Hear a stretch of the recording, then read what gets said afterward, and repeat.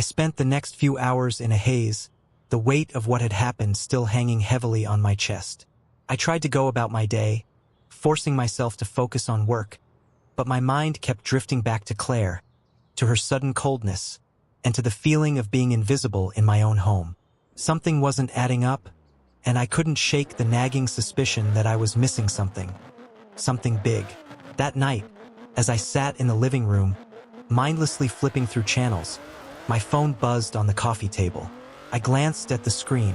It was a message from Claire. "I'm going to be late tonight. I have a dinner meeting. Don't wait up." A dinner meeting. Another one of those business meetings, probably in some fancy restaurant where she'd be surrounded by important people, leaving me alone again. But there was something in her tone, something so curt, that made my skin crawl. I stared at the message, the words swimming in my mind. Why did it feel like she was trying to push me away even more? For a moment, I debated just going to bed, pretending I didn't care. But then the thought came back to me. What if there was something else going on? What if this wasn't just about her being busy with work? What if this dinner meeting wasn't really what it seemed? I stood up abruptly, my decision made. I wasn't going to sit here, letting my doubts fester while Claire did God knows what on these trips. I had to find out. I had to know what she was really doing. I grabbed my jacket and headed for the door, my heart racing. I didn't even know what I was planning to do when I got there, but I couldn't shake the feeling that something was off. And I had a gut feeling that if I followed her tonight, I might uncover something that would change everything. The drive to the restaurant was a blur. My mind was whirling with possibilities, each one more unsettling than the last. What if I was wrong? What if I was just being paranoid, letting my insecurities get the best of me? But then again, what if I wasn't wrong? What if Claire had been hiding something from me for months, even years?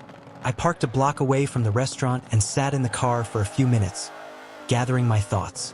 My palms were sweaty, my breath shallow as I tried to steady myself. But deep down, I knew I couldn't just let this go. I had to know the truth, even if it hurt.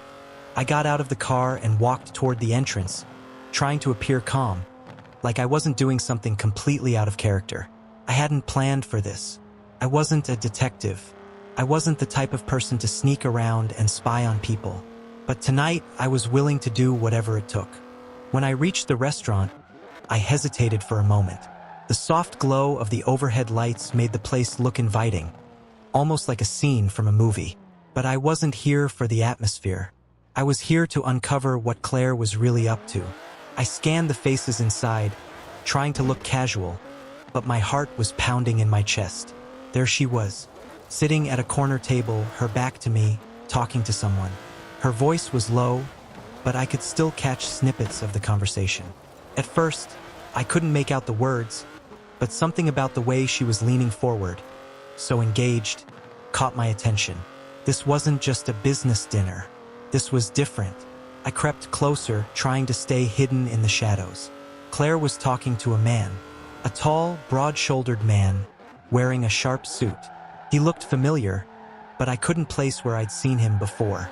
They were laughing, and from the way Claire's body language was, I could tell she was enjoying herself far too much for this to just be a business dinner. I clenched my fists, my stomach tightening. It didn't take long for the pieces to fall into place. The way Claire was looking at him, the way their conversation flowed, the way they shared inside jokes. There was a chemistry there, a spark that hadn't been present when she and I had been together for the past few months, if not longer. I felt a lump form in my throat as the realization hit me. She wasn't just meeting a colleague for dinner. She was on a date with this man. My heart sank as I watched them, the anger and betrayal bubbling up inside me. How long had this been going on? Was it just this dinner, or was there more? I wanted to confront her right then and there, to storm up to the table and demand answers, but something held me back. Instead, I pulled out my phone and snapped a few pictures from across the room, documenting the evidence, just in case I needed it later.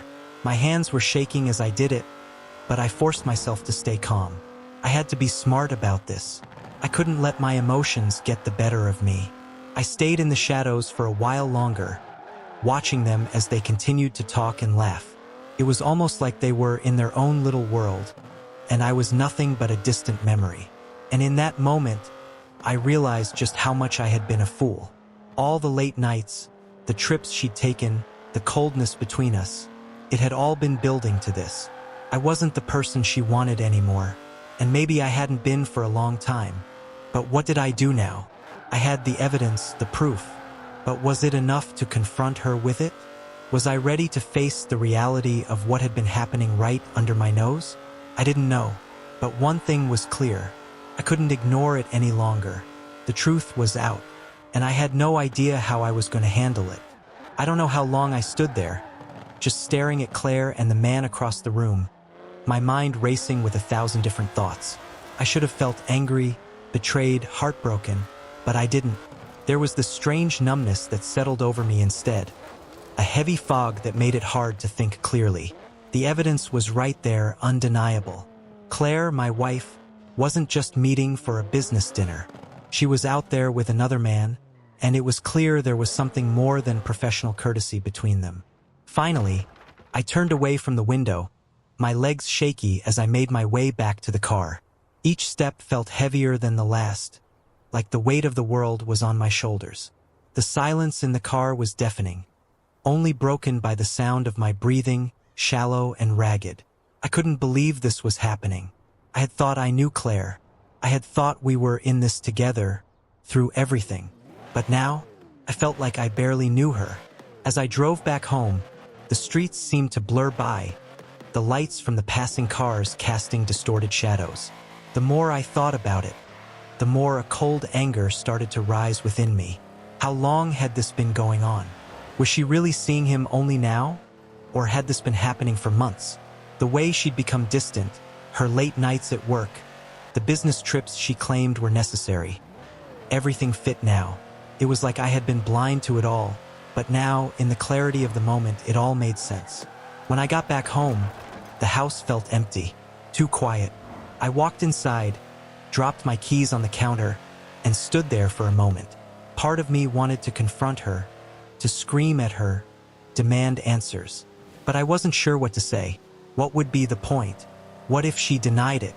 What if she turned everything around on me, made me feel like I was the crazy one? The thought made my stomach churn. No, I couldn't let her manipulate me again. I picked up my phone and stared at the pictures I'd taken. Claire laughing with that man, her hand resting on his arm. There was no denying the ** Macy in the way they interacted. That was something I'd never seen between us. I zoomed in on one of the photos, her smile wide and carefree, and for the first time in years, I felt like a stranger in my own life. I sat on the couch, still clutching the phone in my hand, as the minutes dragged by. Claire was still out, probably lost in whatever fantasy world she was in with him. I wasn't sure what I was waiting for, but I knew I couldn't let her come home and pretend like nothing was wrong. Not this time. It wasn't long before I heard the front door creak open, her heels clicking against the floor as she stepped inside, the scent of perfume lingering in the air. She called out to me, but I didn't answer.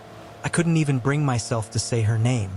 There was a long pause before she appeared in the doorway, her face lighting up when she saw me sitting there in the dim light. "Hey, you're still awake," she said with a forced smile. "I thought you'd be in bed by now." I didn't answer immediately, just stared at her, studying the way she stood there, the way she looked at me, like she was the one in control of this entire situation, the way she still thought she could pull the wool over my eyes. Who was he? I finally asked, my voice low but steady. Her expression faltered for just a second, but she quickly recovered. "What are you talking about? Don't play dumb, Claire. I saw you. I saw you with him, the guy at the restaurant."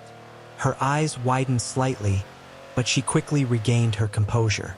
"I don't know what you think you saw, but don't lie to me," I interrupted, standing up now, the anger bubbling to the surface. "I saw everything. The way you were laughing, the way you were touching him. Don't think for a second that I didn't notice. What the hell is going on?" Claire's face hardened, her jaw tightening as she crossed her arms. "You have no idea what you're talking about." I could feel my blood pressure rising, the frustration of months, maybe even years of lies, threatening to explode. "Really? I don't..." Because it sure looked like you were on a date with that guy. What do you think I am, Claire? I think you're overreacting. She**T back, her voice cold now. It's not a big deal. He's just someone I'm working with. You wouldn't understand. I didn't think you'd care enough to even ask. Care enough? Are you serious? You think I don't care about what's going on in my own marriage? That's what this is about, isn't it? You stopped caring about me a long time ago, and now you're off with someone else, pretending like I don't exist. Her lips pressed into a thin line, her eyes narrowing. You don't understand, but that's fine. You never did. We've been living in separate worlds for so long, and you're just now realizing it. Maybe I didn't realize it, but I see it now, Claire, and I'm done being blind. She took a step forward, her expression almost sadistic. What are you going to do about it, huh? Are you going to leave me? Are you going to throw away everything we've built for the past 6 years? The question hit me like a punch in the gut. Could I really just walk away? Could I leave everything behind? The house, the life, the memories? But the truth was, I wasn't the one who had thrown it all away. Claire had already made her decision, and now I had to make mine. I took a deep breath, steeling myself. I don't know what I'm going to do yet, but I can't keep pretending like everything's fine. Her eyes flashed with anger, and she opened her mouth to say something, but I didn't want to hear it anymore. I turned away, my hand reaching for the door. I'm done talking, I said, my voice steady. We'll figure this out later. I didn't wait for a response. I walked out of the room and headed for the garage.